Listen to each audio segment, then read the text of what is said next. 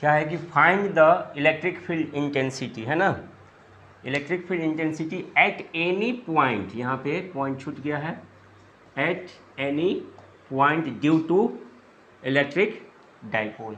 Electric dipole के कारण किसी भी पॉइंट पे इलेक्ट्रिक फील्ड इंटेंसिटी निकालना है तो कैसे निकालेंगे, यहाँ पे देखते हैं। ये हमने ले लिया इलेक्ट्रिक डाइपोल, क्या ए बी हो गया, इस पे चार्ज हमने ले लिया कौन सा, माइनस क्यू, और इस पे प्लस क्यू हो गया, और इसका मिड पॉइंट है ये ओ। इस ओ के रेस्पेक्ट में हमने एक पॉइंट लिया कौन सा, पी, कहीं भी है, ना एक्सियल पोजीशन ना इक्वेटोरियल पोजीशन में है, कहीं किसी भी पोजीशन में आ सकता है पॉइंट, ठीक है। तो ये पॉइंट का नाम ले लिया क्या, पी। तो इसका कोऑर्डिनेट होगा ना, तो देखो कोऑर्डिनेट दो तरह का, पोलर कोऑर्डिनेट होता है, एक कार्टेशियन कोऑर्डिनेट होता है। जैसे मान लो कि ये एक्स एक्सिस है और ये क्या है, वाई एक्सिस है, तो इसका यहाँ पे पॉइंट है, तो पॉइंट का कोऑर्डिनेट हो गया एक्स कोमा वाई। तो इसका मतलब हो गया कि वो एक्स एक्सिस से इसका डिस्टेंस वाई है, वाई एक्सिस से इसका डिस्टेंस एक्स है। लेकिन ये ओरिजिन है, तो ओरिजिन से इसका पॉइंट पी है, आर डिस्टेंस पे, और कितने एंगल बना रहा है, थीटा। तो इसका जो कोऑर्डिनेट हो गया आर कोमा थीटा, ये पोलर कोऑर्डिनेट्स कहलाता है, ठीक है। तो अगर हमने इस पॉइंट को लिया है पी को, ये है क्या इसका मिड पॉइंट ओ, तो ओ के रेस्पेक्ट में इसका पोलर कोऑर्डिनेट हम लेते हैं, ओ को ओरिजिन ले ले, तो ये पोलर कोऑर्डिनेट हो गया, तो ये एंगल कितना ले लेंगे, थीटा, और ये कितना डिस्टेंस पे ले लिया पॉइंट, आर डिस्टेंस पे मिड पॉइंट से, तो इसका पोलर कोऑर्डिनेट क्या हो जाएगा, आर कोमा थीटा हो जाएगा, ठीक है। अब बताओ यहाँ जो इलेक्ट्रिक डाइपोल मूवमेंट होगा वो किधर से किधर होगा, निगेटिव टू पॉजिटिव होगा ना। हमने पढ़ा है कि इलेक्ट्रिक डाइपोल का डायरेक्शन किधर से किधर होता है, निगेटिव टू पॉजिटिव, तो पी का डायरेक्शन हुआ ना, तो पी जो है इलेक्ट्रिक डाइपोल ये भी, और ये जो पी है, तो पी इलेक्ट्रिक डाइपोल का दो कंपोनेंट लेंगे, इस इलेक्ट्रिक डाइपोल का कितना कंपोनेंट, दो, इस ओपी के परपेंडिकुलर लेंगे और ओपी के पैरेलल ले लेंगे, ठीक है। तो जैसे देखो पी का डायरेक्शन है ना ऐसे, तो पी कॉस थीटा किसके अलॉन्ग हो गया, ओपी के अलॉन्ग हो गया। तो यहाँ पे इलेक्ट्रिक डाइपोल एक ले लेते हैं, डाइपोल यहाँ तक मान लो है, इसका नाम हो गया, इधर से देखो ये क्या है, पी है, और एक कंपोनेंट लेते हैं पी का किधर की तरफ, ओपी के अलॉन्ग, तो पी कॉस थीटा, तो पी कॉस थीटा हमारा कौन सा हो जाएगा, A1 B1 हो गया, A1 AB का एक कंपोनेंट A1 B1 हो गया, ठीक है। और एक P साइन थीटा होगा ना इसके परपेंडिकुलर, तो इसके परपेंडिकुलर हमने ले लिया यहाँ पे, ठीक है। तो ये हो गया ये वाला P साइन थीटा, तो A का कंपोनेंट इधर आया, तो इसको ले लो A2, और ये क्या हो गया B2 हो गया ना। तो ये एक A2 B2 भी इलेक्ट्रिक डाइपोल हो गया। तो A2 B2 के रेस्पेक्ट में P को देखा जाए तो इक्वेटोरियल पोजीशन में है, कौन सा पोजीशन में, इक्वेटोरियल। और A1 B1 के रेस्पेक्ट में देखा जाए तो P किस पोजीशन में है, एक्सियल पोजीशन में है कि नहीं। तो P का हमने दो कंपोनेंट ले लिया इस P का, एक तो हो गया OP के पैरेलल और एक OP के परपेंडिकुलर। तो ये A2 B2 जो है इसका डाइपोल मोमेंट कितना हो जाएगा, P साइन थीटा, और A1 B1 का डाइपोल मोमेंट कितना हो जाएगा, P कॉस थीटा हो जाएगा। तो चलो अब यहाँ पे हम लिखते हैं स्टेटमेंट, क्या कि AB हमारा इलेक्ट्रिक डाइपोल था ना, let AB be an electric dipole, ठीक है। AB हमारा इलेक्ट्रिक डाइपोल है, हो गया, कुछ जिसका डाइपोल मोमेंट कितना हो जाएगा, डाइपोल मोमेंट की बात करें तो P इजिकल टू कितना लिखेंगे, Q इंटू 2L, इसे तुम क्या मान लो, फर्स्ट, हो गया।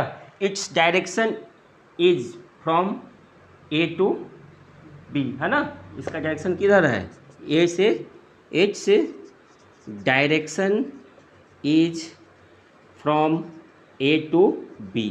अब टेक ए पॉइंट, एक पॉइंट लेते हैं, टेक अ पॉइंट, कौन सा, P, एक P लिए, P whose polar coordinates are क्या,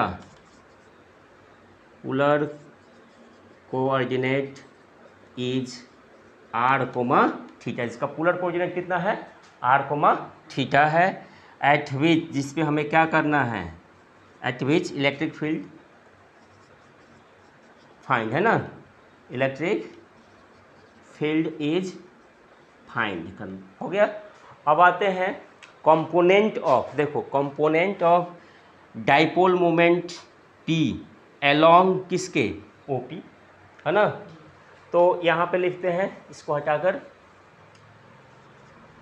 component of dipole moment, dipole moment कौन है यहाँ पे, P ना, अलोंग किसके अलोंग, OP के अलोंग, OP के अलोंग डाइपोल मोमेंट कौन है, A1 B1, जो किसके इक्वल हो जाएगा, P cos थीटा के इक्वल हो जाएगा, है ना। और उसके बाद कंपोनेंट ऑफ लिखेंगे, component of dipole moment, dipole moment perpendicular to किसके, OP, OP के परपेंडिकुलर बताओ डाइपोल मोमेंट लेंगे तो कौन सा होगा कंपोनेंट उसका, तो A2 B2 हो गया। इस OP के परपेंडिकुलर कौन है हमारा, A2 B2 है ना, तो A2 B2 को हम क्या ले सकते हैं, P साइन थीटा, निकल गया। अब बताओ A2 B2 के रेस्पेक्ट में देखा जाए तो P इक्वेटोरियल पोजीशन में है, और A1 B1 के रेस्पेक्ट में देखा जाए तो P किस पोजीशन में है, एक्सियल पोजीशन में है। और हमने एक्सियल और इक्वेटोरियल दोनों पोजीशन में इलेक्ट्रिक फील्ड पढ़ लिया ना क्या होता है, तो उस दोनों फार्मूला लगाएंगे यहाँ पे, तब दोनों का निकालेंगे।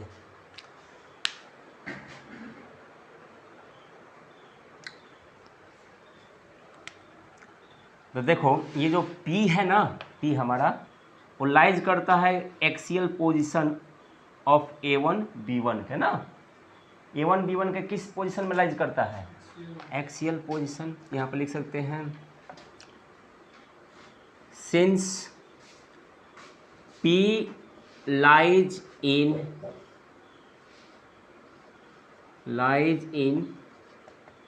axial position of A1 B1, A1 B1 के एक्सियल पोजीशन में है ना, तो electric field, therefore electric field intensity at P due to, P point पे ड्यू टू इलेक्ट्रिक डाइपोल कौन सा, A1 B1 यानी P cos थीटा, ये ना है, इसके कारण इलेक्ट्रिक डाइपोल के कारण बताओ क्या हो जाएगा, तो निगेटिव का पार्ट इधर आया, पॉजिटिव का पार्ट इधर आया ना, और एक्सियल डायरेक्शन में, एक्सियल पोजीशन में इलेक्ट्रिक फील्ड इंटेंसिटी का डायरेक्शन किधर से किधर होता है, नेगेटिव टू, यानी इसके कारण इस A1 B1 के कारण P पे जो इलेक्ट्रिक फील्ड होगा उसका डायरेक्शन A1 से किधर की ओर होगा, B1 की ओर। तो मान लो कि इस A1 B1 के कारण जो इलेक्ट्रिक फील्ड है वो कौन सा है, ER, क्योंकि R के अलोंग है, तो ER मान लिया इसको, किसके कारण, P cos थीटा के कारण P पे इलेक्ट्रिक फील्ड इंटेंसिटी कितना है, ER हो गया। तो ER इज इक्वल टू हम क्या लिख सकते हैं, 1/4 pi epsilon not P 2P/R क्यों ना होता है, तो 2P की जगह तो P cos थीटा है, अब बाई R की जगह तो RA क्यों है, हो गया ना। तो इसे तुम क्या मान लो, सेकेंड, फर्स्ट तो हमने माना था P is equal to Q into 2L, और इट्स डायरेक्शन जो है, इसका डायरेक्शन क्या होगा, इट्स डायरेक्शन इज फ्रॉम किधर से किधर, A1 टू B1 हो गया। अब आते हैं इसके कारण P जो है वो P लाइज करता है A2 B2 के किस पोजीशन में, A2 B2 का किस पोजीशन में P लाइज करता है, इक्वेटोरियल पोजीशन में, वही परपेंडिकुलरली पोजीशन भी बोल सकते हैं। तो लिखेंगे कि since P lies in equatorial on position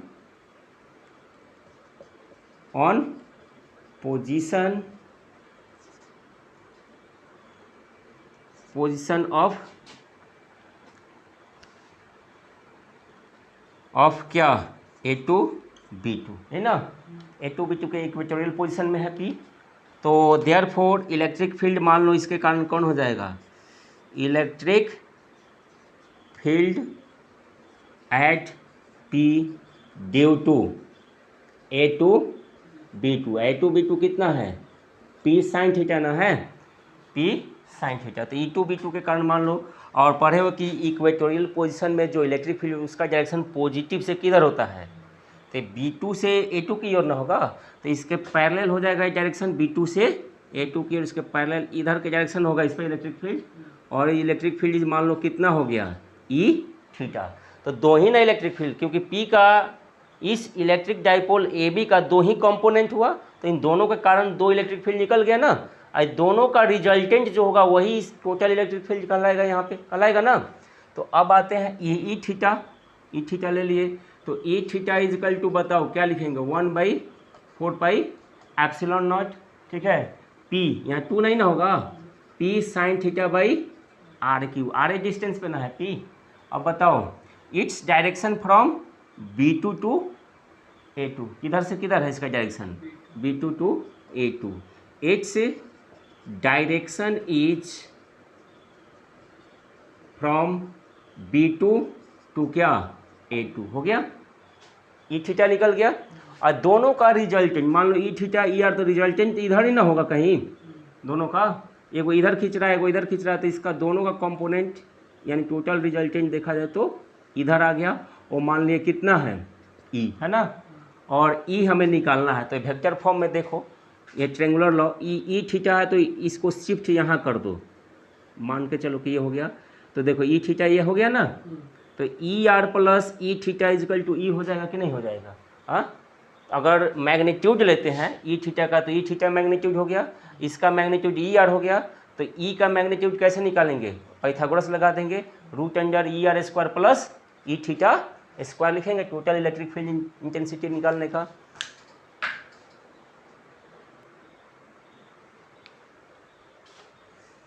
देखो total electric field at P निकालेंगे ना हम, total electric field at P E equal to क्या लिखेंगे, under root E R square plus E theta square, E R square plus E theta square Pythagoras से, है ना। अब बताओ ई आर का वैल्यू तो ये है ना, यहाँ पे इसको रखेंगे यहाँ पे, अंडर रूट कितना हो जाएगा 1/4 epsilon naught 2p cos theta, 2p cos theta by R3 का क्या लिखेंगे यहाँ पे होल स्क्वायर, और ई थीटा का भी वैल्यू रखेंगे हम, ई थीटा कहाँ है वहाँ पे कितना 1/4 epsilon not p sign theta by R3 का होल स्क्वायर। देखो कॉमन होगा उसको बाहर कर लेते हैं, ठीक है।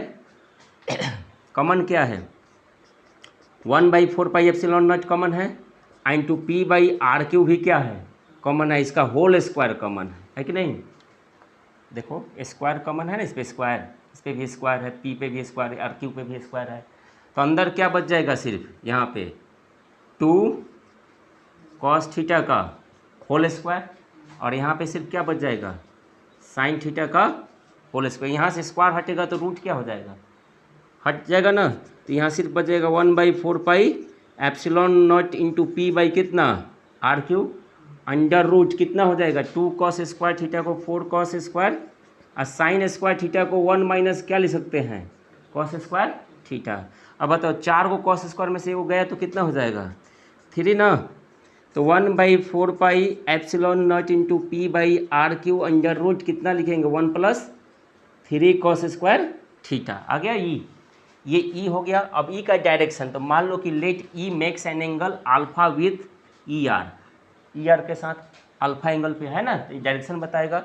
यहाँ लिख सकते हैं कि let E makes an angle कितना angle alpha with E r, then tan alpha is equal to क्या हो जाएगा बताओ, tan अल्फा ई तो सामने वाला ई थीटा नीचे वाला ई आर हो जाएगा, तो ई थीटा बाई क्या लिखेंगे यहाँ पे ई आर लिख सकते हैं, और tan अल्फा का वैल्यू ई थीटा का वैल्यू रख सकते हैं यहाँ पे, ई थीटा और ई आर का, ठीक है ना।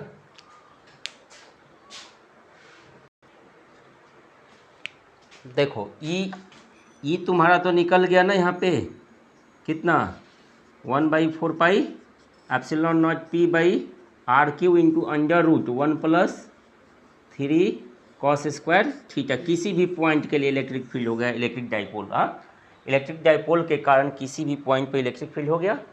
और ई मैक्स जो एन एंगल कितना अल्फा किसके साथ बना रहा है, ई आर के साथ, तो हमें क्या निकालना है, डायरेक्शन इसका, है ना। तो डायरेक्शन तो अल्फा ना हो गया इसका, तो यहाँ से अल्फा इजकल टू बता सकते हो कितना हो गया, tan inverse E theta by E R. अब दोनों का वैल्यू हम रखते हैं यहाँ पे, ठीक है।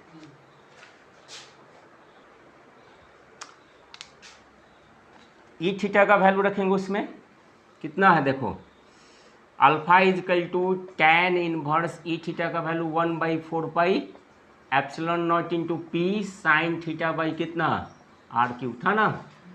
ई आर का value 1/4 pi epsilon naught 2p cos theta by कितना आर क्यूब। ये और ये क्या हो गया, कैंसिल, p से आर क्यूब से आर क्यूब, तो क्या बच गया देखो यहाँ पे, tan इनवर्स 1/2 बचा, ऊपर में 1 नीचे में 2, साइन बाई कॉस क्या हो जाता है tan थीटा। आ गया इसका डायरेक्शन आर थीटा। अगर तुमको मालूम है कि कितने एंगल पे जो पॉइंट है लिया है जिस पे इलेक्ट्रिक फील्ड फाइंड करना है वो कितने एंगल पे है, तो वहाँ रख दो तो उसका डायरेक्शन निकल जाएगा तुम्हारा टोटल इलेक्ट्रिक फील्ड का।